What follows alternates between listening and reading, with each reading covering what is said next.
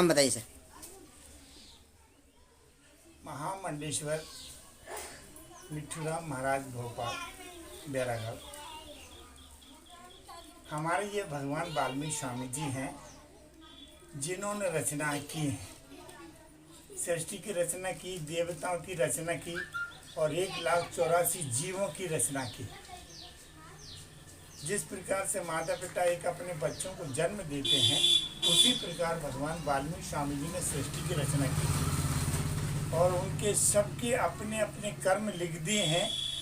ब्रह्मा विष्णु महेश 33 करोड़ देवता जो है इनके इशारे पर ही नाच रहे हैं। इन्होंने जो लिखा है उसी को सिद्ध कर रहे हैं वो लोग। अब जो सिद्ध कर रहे हैं वही महत्वपूर्ण है और उसी का नाम है सृष्टिकर्ता भगवान वाल्मीकि स्वामी जी। और इनको कुछ समय से छोड़ दिया है और इनको छोड़ने के कारण जो है लोग गलतियों पर ज़्यादा आते हैं, असत पे ज़्यादा चल जाते हैं, सत पे कम चल पाते हैं। तो जो लोग सत पे चलेंगे वो सत्पुरुष कहलाते हैं, जो असत पे चलते हैं वो असत पुरुष कहलाते हैं। यानी एक देवता लोग कहलाते हैं और एक राक्षस लोग कहलाते हैं। तो राक्षस लोग उन्हीं को कहा है जो गलत कर्म करते हैं और देवता उन्हीं को कहा है जो सत्कर्म करते हैं।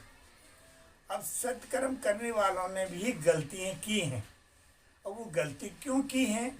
इसलिए कि उन्होंने करके दिखाया कि जैसे ब्रह्मा जी ने अपनी एक बच्ची के साथ में जो है गलत कर्म करा तो उनका सर काट दिया है ना, एक सर खत्म हो गया। ऐसे ही सभी देवताओं ने अपनी अपनी जगह गलती की है और सबको घमंड भी हुआ है और वो घमंड होने के कारण जो है उनको नुकसान भी हुआ। तो इसका कारण ये है इन शास्त्रों को पढ़ के और इनकी कथाओं को सुन करके हम कोई गलती ना करें, हम कोई गलती ना करें। और अगर हम वही गलती कर रहे हैं उनकी बात को बता के तो हम अपने आप को फिर विनाश में पटक रहे हैं। 1,84 जन्मों में जाते हैं और जब 1,84 जन्मों में जाते हैं तो सतयुग द्वापर त्रेता तीनों निकल जाते हैं और कलयुग लास्ट में आते आते जो है मानव जीवन मिलता है।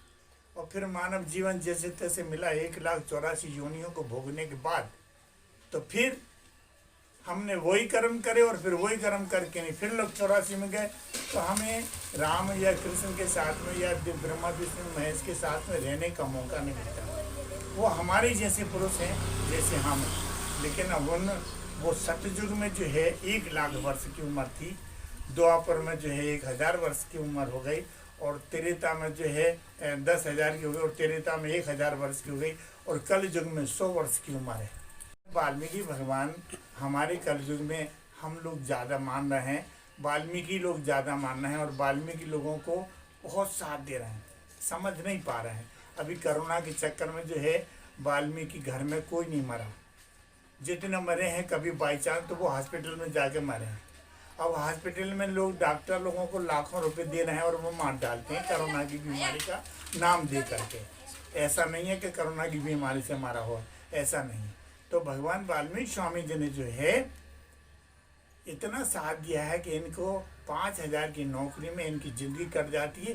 5,000 रुपया में कोई IAS अफसर या कहीं का करोड़पति भी नहीं काट सकता एक महीना, और एक गरीब आदमी 5,000 की नौकरी में काट रहा है और वो कैसे बच्चों को पढ़ा रहा और कैसे अपने जीवन को चला रहा ये केवल वो ही जानता है।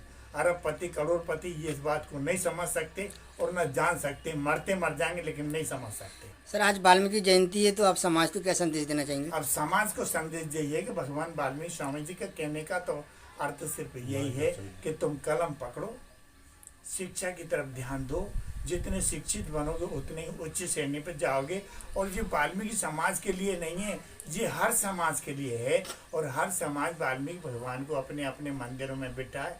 जिस मंदिर में वाल्मीकि भगवान नहीं है समझो वो मंदिर नहीं है।